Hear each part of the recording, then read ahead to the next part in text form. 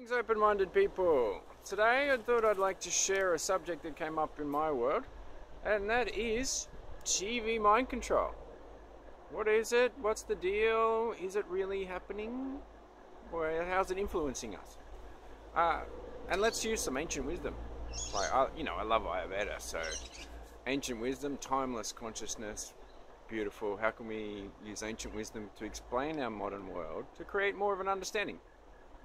Alright, few things. The Ayurvedic Samkhya theory. So basically, in simple form, it is the way the light comes down from the universe or consciousness through matter, through our body, down to Mother Nature and reflects up to our perception. So you with me? So whether you call it from the universal energy, from consciousness, divine light, ultraviolet light, extraviolet light, whatever you term, something you can't, is nothing that's really there, it's just imagination in a way. It has to come down through, using the ether element, into the body, then comes to Mother Nature, and we can see it, and then we can adjust our minds accordingly from our perception, and our, hopefully a clear perception that doesn't have the stories attached to it, ideally. Takes a bit of work to get to that.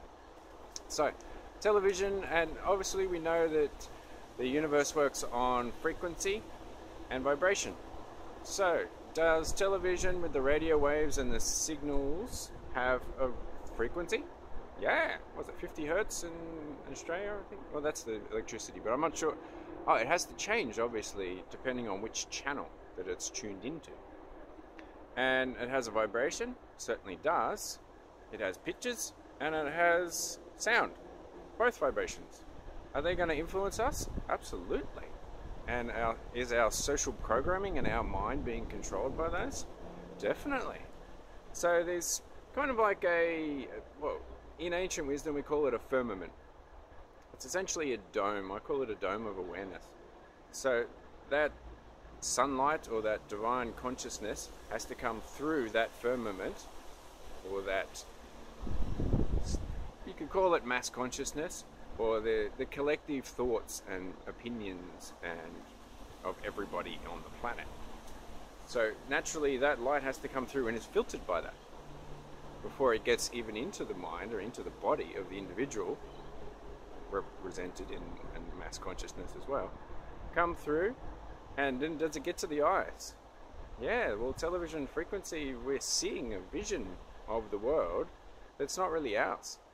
It's been presented for us. We may think we have the choice of what we choose to watch, somewhat, but if it's already on one television program that is programming our mind, then as the mind doesn't have the ability to distinguish what is real and imaginary, it's definitely going in pitches recorded. So it is wise to, be careful and be conscious of what we're choosing to watch. For me, I used to watch a lot of television. I was the beer and footy guy all the time. Now I don't go near it really. I occasionally catch it at the gym or something, but not much. My own movie choice, that it's something I want to learn.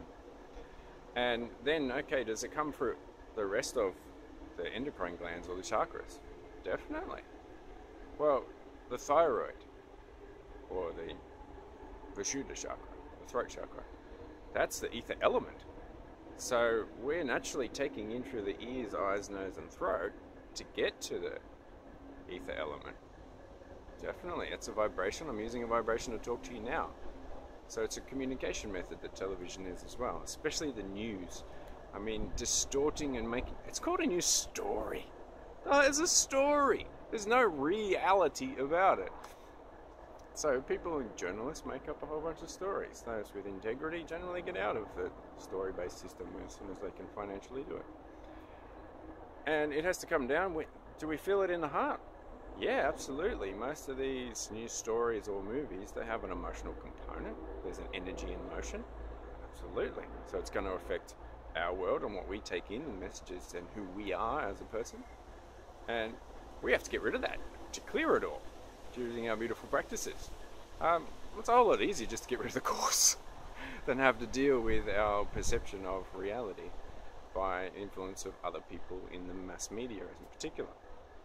So then does we get to the solar plexus, the self, the real self, the soul, the one that our soul is connected to in the solar plexus through the silver cord of attachment that goes out into the universe to get to the great central sun and the source in Ayurvedic and yogic philosophy. Well, is that going to affect it? Yeah, we're digesting this information. It has to go through our filters of our mind or our chakras or our glands. So is it going to affect me, the way my perception of the world is? Absolutely. I used to watch a lot of football, a lot of sport. Therefore I thought everyone was a competition. The whole world was a competition. Now, when you get to oneness and you start aligning yourself, no, you don't need to do that.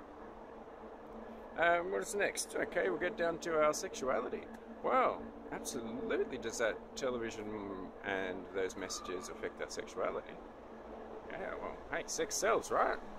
We're all trying to open that up and clear it up and have as much beautiful sacred sex as we can. Well, some of us. And that's definitely part of our emotional centers because, you know, our sexuality is connects to our heart and therefore our crown. So hang on, the ether element coming down to the heart and into the sexuality. Yeah, how we perceive our sexuality and our sexual selves is, if we're watching a lot of porn, then we're going to, you know, naturally, subconsciously, with all those messages going in, tend to think that women are, you know, something to jag, instead of being treated as a beautiful goddess who deserves worship. Doesn't that sound better? Yeah, it's much more fun. And then, of course, our sense of security and our base. Okay, that's our connection to Mother Nature. I mean, if we're habitually just watching the television like I used to do, there's something to do when you get home, you know, it happens, then you're less likely to go out for a bushwalk and move. You know, it's a sedentary lifestyle, and that's certainly not going to have any benefits for our health. That's for sure. And if we're disconnected from our Mother Nature, we're not getting that beautiful oxygen to oxygenate our body, so we're feeling great, getting the oxygen moving through our bodies. And we don't have that sense of, you know, security that Mother Nature provides us. So once we've gone through down the chakras, guess what? Our version of reality that has to bounce back up in the Samkhya theory from Mother Nature to our perception has been totally distorted by not just our own 7 chakras, and which are the filters of the mind, but by that dome of consciousness or awareness in our society. And we're constantly being bombarded with this. So yeah, from my opinion, one of the best things you can do is get rid of the television. Find other more entertaining things to do, and you'll find a lot more time for yourself and your friends and family. And of course, the ether element is the throat, and then that's affected by your nervous system. And then our nervous system is our thought processes and how fast we can think and be sharp. And I can tell you, I'm so much sharper not watching television. And as a result, my perception of time is so much more my own rather than what has been enforced upon me from the messages from television. So there's a number one. I think I'm going to have to do more because there's so much on this topic. So hopefully that's you know, allowed us to look at a bit more, or create a bit more understanding in what we actually watch on television, because those messages, we're actually taking part in those and sending them out to the world. So, you know, feel free to make a little bit more conscious choices on your television watching. Alright, that's bye!